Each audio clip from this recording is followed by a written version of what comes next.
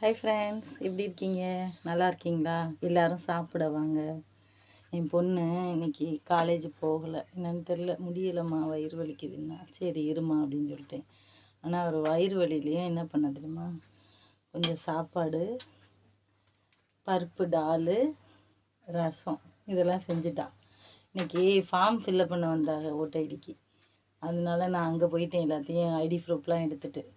அதனால் அவள் என்ன பண்ணா, சரின்னு அம்மா நான் சமைக்கிறேம்மா, இன்னைக்கு வயிறுக்கு ஒரு மாதிரி இருக்குது, மிளகு ரசம் வைக்கிறேன் அப்படின்னா.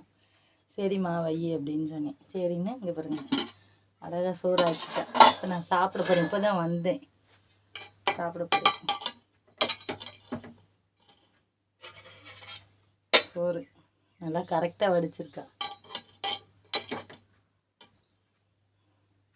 போதும். அப்புறம் கொஞ்சம் வடிப்போம், ஏன்னா இது கொஞ்சம் தான் இருக்குது. என் பையன் வந்துடுவேன் சாப்பிட. எப்போவுமே நான் பசங்க சாப்பிட்டு தான் மிச்சம் இருந்தால் தான் சாப்பிடுவேன், இல்லைன்னா தேவைப்படும் போது நான் வச்சுக்குவேன். வடித்து நம்ம கீழே கொட்ட முடியாதுல்ல.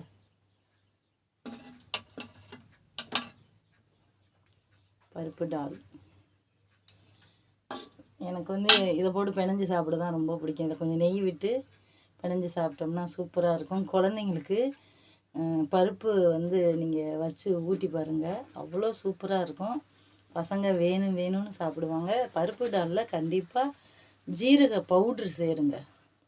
அது பருப்பு செமிக்காது. கண்டிப்பாக எதுக்கு நான் சொல்ல வரேன்னா, பச்சை பிள்ளைகளுக்கு பருப்பு டால் செமிக்காது.